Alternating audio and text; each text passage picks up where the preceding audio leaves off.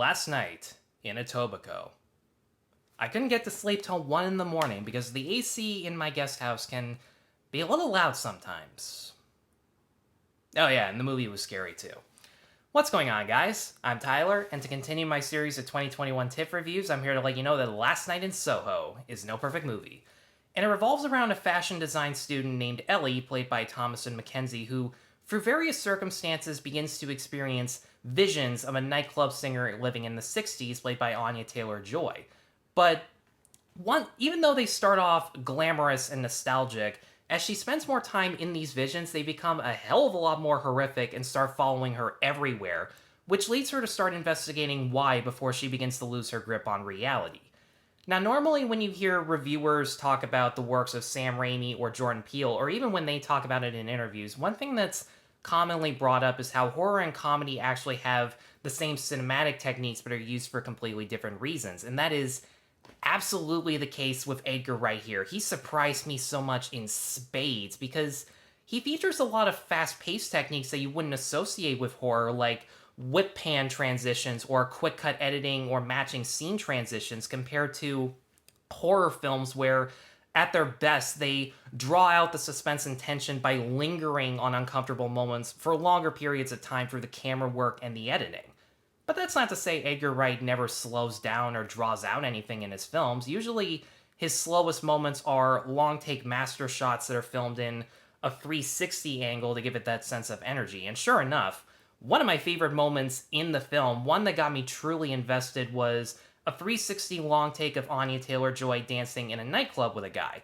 But the amazing twist is, every now and then as they're dancing, the woman in the scene switches from Joy to McKenzie while the camera transitions from a dancer that's blocking the camera, which was definitely an obvious cut, but there are moments where he's holding her hand, and the transition is so out of nowhere. The special effects that blend the two of them in impossible circumstances where Joy is actually in the environment, but McKenzie is in her reflection, particularly this one amazing shot where Joy is embracing a man in a nightclub, but through the mirror, McKenzie is embracing his reflection, and I have absolutely no idea whether it was two shots composited together or if she was embracing a body double, but the effects work on those circumstances were incredibly seamless, and they gave the movie this hallucinatory, nightmarish quality to it.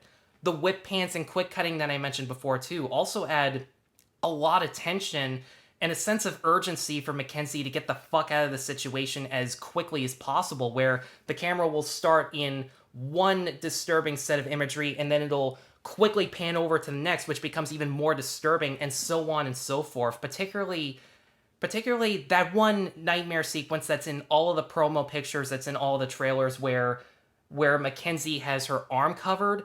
That sequence, through the editing, the camera work, the fucked up sound design that's often blurry and disorienting, my arms were shaking the entire time, and once the sequence was over, they actually felt numb. It was fucking bonkers. Now, granted, there are a few jump scares and false alarms that are annoying every single time, and there are sequences that aren't as scary as they could have been just because either they were inserted without any transition or build-up, or the images themselves were just plain silly. There's one sequence involving men in trench coats that it looked like that Buffy the Vampire Slayer episode about the guys in suits that take away people's voices. They looked just as cartoony and surprisingly faker, but at the same time, for the most part, it is the insane imagery, the simultaneously gorgeous but also disturbing neon lighting, where once you see blue, red, and green in the exact same sequence, you know something disturbing is about to happen. And the sound design, all of those things combined make for such an eerie experience. But thankfully, Wright does know how to take the tension down by adding in moments of humor that feel natural as opposed to inappropriate compared to what we just witnessed. And the opening 10 minutes especially get us in the perfect mood by showing the optimistic side of our protagonist.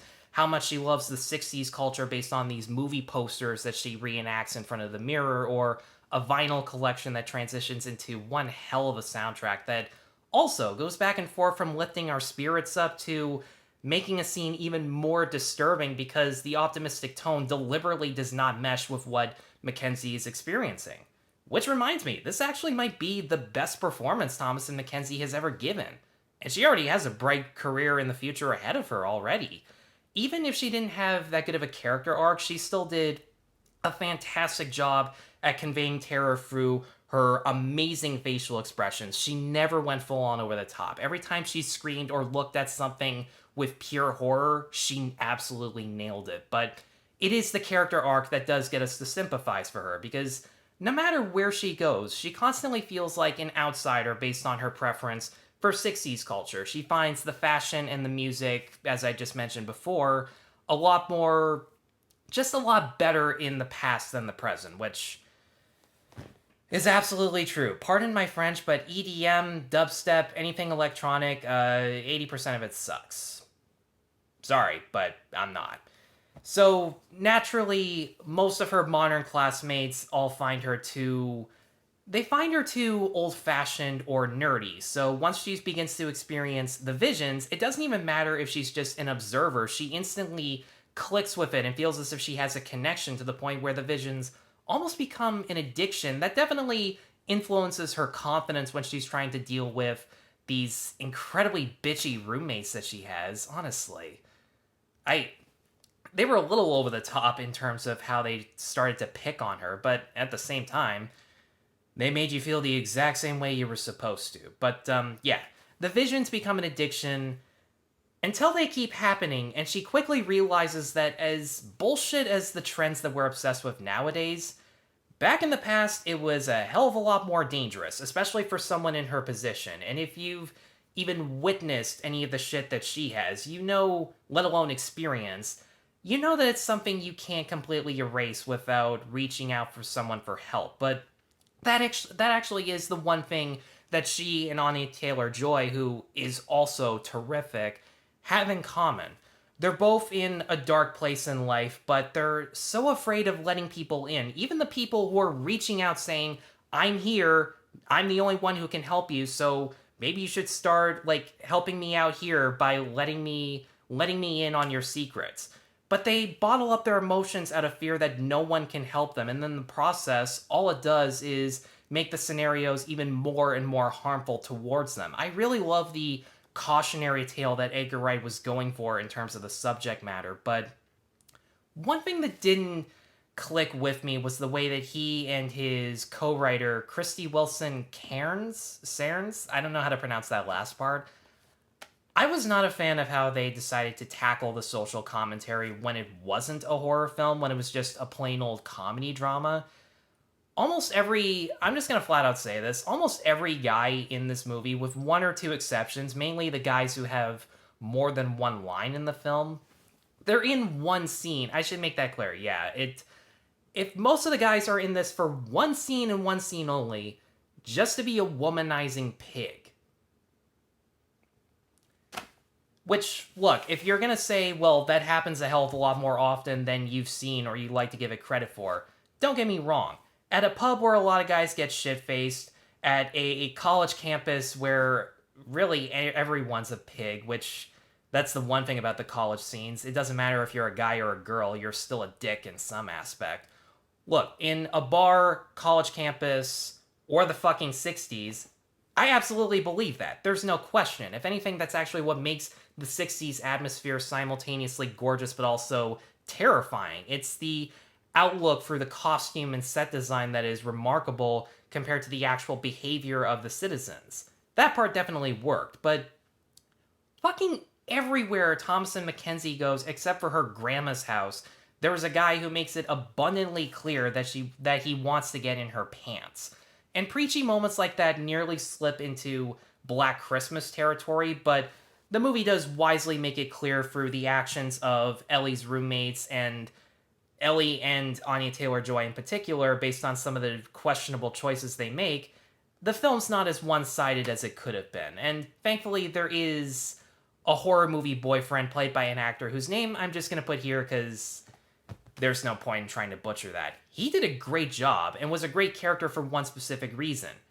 He fucking listens to her. He doesn't bail at the slightest chance of her being crazy because he knows that people who are as stressed out as she is need support. They need help.